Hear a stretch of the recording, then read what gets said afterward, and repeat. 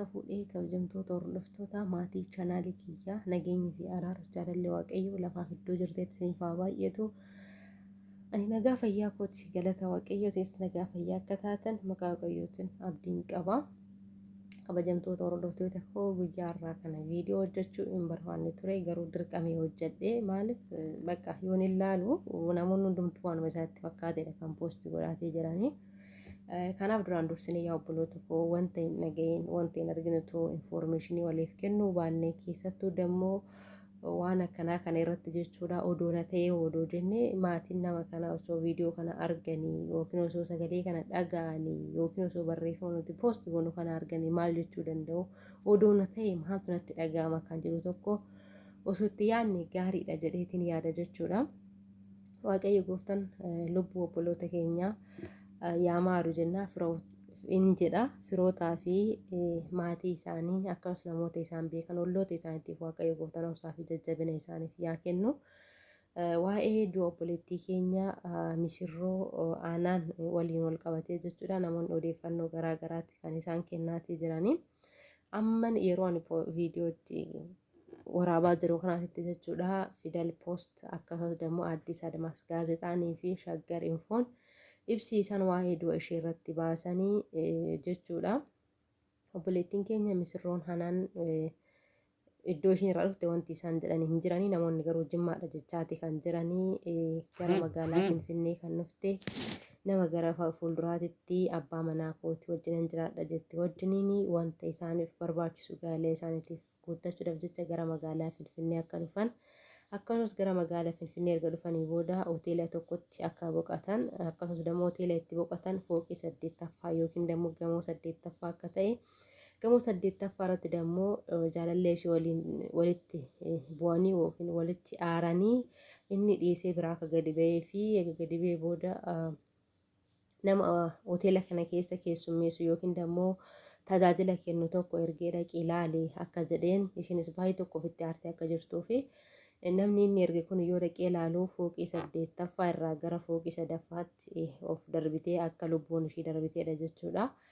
Akkasumas immoo maatiin ishee akka jedhanitti jechuudha miidiyaan kun iddoo isaan jiretti argamee kan inni irraa odeeffatee barattuu yuunivarsiitii akka taateedha jechuudha.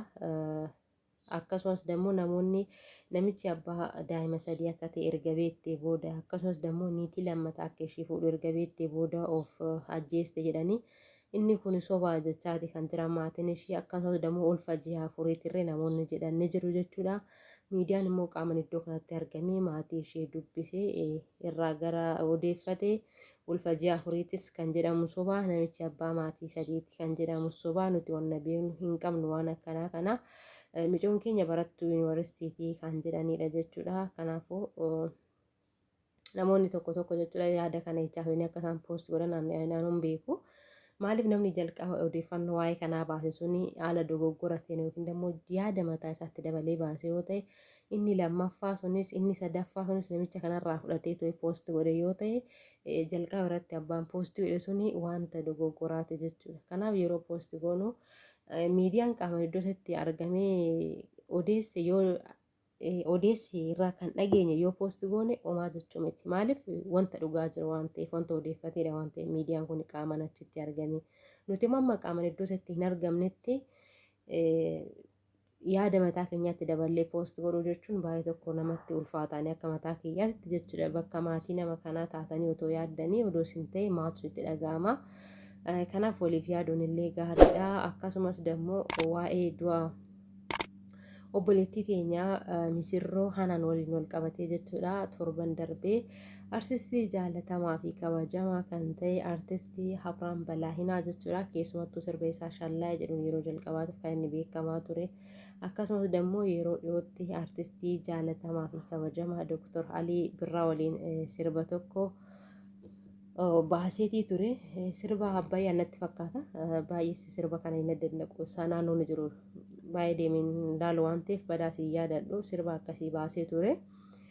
Sirba sanaanillee baay'ee tokko jaalatamaa fi fudhatamaa kan argateedha jechuudha. Akkasuma artisti Abrahaam Balaahinaa irree iddoon jireenya isaa magaalaa Finfinnee ta'ee magaalaa Finfinnee keessaa immoo iddoo Boolee Mikaayilii jedhamu mana jireenyaa isaa keessatti jaalalleen isaa ogeettii fayyaa kan taate mana isaa keessatti of ajjeestee akka argamtee fi innirree waa'ee du'a jaalallee isaa tana waliin wal qabatee ture gaafiidhaaf barbaadamta jedhee poolisiin fuudhee seera jala akka inni oolche yookiin immoo yeroo ammaa kana Abrahaam Balaahinaa mana sirreessatti akka inni argamudha jechuudha. Kanaaf artisti Abrahaam Balaahinaa jaalalleen isaa tuni illee nama waggaa 25 hanga 28 hin caalle jechuudhaan Shaggar Infoon gabaasa baasee jira jechuudha. Kanaaf namni umurii waggaa 25 hanga waggaa 28 jiraatu jechuun dhugaa waaqayyoo baay'ee ulfaataadha jechuudha lubbuu ofii irratti murteessuun. Maaliif yeroo ittiin ofirra darbineetu nama biraatiif anuusii jira namaan jennu, yeroo itti boru guyyaa biraati jennee itti yaaduu qabnu, yeroo itti fiignee qaqqabuu dandeenyu, yeroo itti dheechinee jalaa ba'uu dandeenyutti nama tokkoof jecha jireenya keenya guutuu jibbineetoo lubbuu waaqayyo gooftaan nu uume fayyaa waaqayyo gooftaan nu kenna irratti dammoo lubbuu keenya irratti murteessuu jechuun baay'ee tokko ulfaataadha jechuudha. Namni lubbuu isaa irratti aangoo hin qabu lubbuu ofii dammoo ofiidhaa baasuun itti gaafatamummaa jalaa nama hin baasu jechuudha. Kanaaf nama tokko gisee jaalannu kaleecha nama kana wajjiniin hin turre borus dammoo namni kun nu dhiisee deeme jiraachuu akka dandeenyu murteessuu danda'uu qabna. Maaliif kaleecha haadha keenya kan nu guddise maatii keenya waliin kan turre guyyaarraa kan nama kanaaf jedhanii obboleewwan keenya yeroo isaan lubbuu ofii baasan egaa zooree shakkamaa kan jiranii yookiin dammoo sababa du'a obboleewwan keenya kan ta'e jaalalleetuma isaaniiti jechuudha. Jaalallee Abrahaam Balaayinaatiif illee Abrahaamuma jedhameeti kan maaliif mana isaa keessatti of ajjeeste waan ta'eef illee akkasumas waliin jiraachaa akka turanidha jechuudha. Garuu gaala hin dhaabbanne jaalalleedha. Garuu waliin jiraachaatii kan jiranii akkasumas ogeettii fayyaati. Ogeettii fayyaa jechuun dammoo nama waggaa meeqa barateedha. Akkasumas dammoo obboleettiin teenya Haanaan irree barattu yuunivarsiitii waggaa meeqa guutuu baratte. Kana biratti dadhabbii maatirra hin jira, kaayyoon hin jira. Kanaaf nama tokkoof jennee lubbuu ofii dabarsanii balleessuu jechuun baay'ee tokko nama gaddisiisa.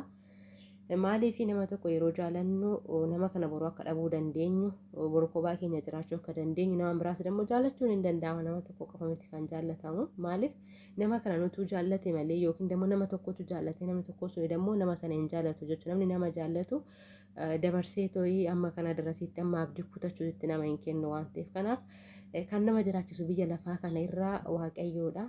Fayyaa namaa kennee waan hunda namaa kennee kan nama jiraachisu tokkoffaa waaqayyoodha. Waaqa gaditti dammoo kan nama jiraachisu midhaanii fi bishaan namni erga nyaate erga dhugee booda jireenya ittuma fufa jechuudha. Ani akka kiyyaatti akkasitti yaada. Kanaaf amma kana darasitti obboleewwan keenya kan ganaa lafaa ba'an ganaa hilillii kan ta'an jechuudha. Akka umurii amma kanatti obboleechuun isaanii baay'ee namatti dhaga'ama. Waaqayyo goota firoottanii fi maatii isaaniitiif obsaa fi jajjabina isaaniif yaa kennu. Akka kiyyaatti egaa dhaamsi dabarfachuu barbaadu asumarraanii nama yeroo jaallattanii amma jaallattan beekaa malee amma inni isin jaallatu hin beektanii nama kana yoon dhabe jiraachuu hin danda'u. Namni kun anaa foon kooti, anaa dhiiga kooti, anaa tiruu kooti, anaa onnee keetti jettan dubartoonni hundumti keessanuu jechuus yoon baadhe muraasni keessanii. Kanaaf namni suni homaa keetti iyyuu miti jechuudha. Nama kana malee jiraachuu hin dandeecha. Waaqa kan si jiraachisu wagaditti midhaanii fi bishaanii kan si jiraachisu. Kanaaf namni tokko gaafa siin jaalladha namaan jedhu gaafa siifan du'a namaan jedhu jechootuma namaan jedhu jechootuma jaalalaa babbareedaa bareeffachuudhaaf malee dhugaa namaaf nama du'u miti jechuudha. Kanaafuu yeroo baay'ee jaalala irratti kan miidhamu dubartoota dhiironni yoo jiraatan irree muraasa isaaniiti. Kanaaf of eeggachaati nama gisee jaallattanii isiniin jedha. Umurii amma kanatti aarsaa jaalalaa hanga lubbuu dabarsuutti kaffaluu jechuun waanuma hundaa oliidha. Haati jirti, abbaan jira. Maatiin jira waa baay'eetu jira jechuudha. Ofii keenya baduu keenya dura waa hedduutu bada waan ta'eef kana isiniin jedha. Waan dhaggeeffattaniif guddaa galatooma. Oolmaa gaarii qabaadha. Waaqayyo gooftaan obboloota keenya lubbuudhaan addunyaa kana irraa darbanii fi lubbuu isaanii yaa maaruu firootaa fi maatii isaaniif obsaaf jajjabina isaaniif yaa kennu.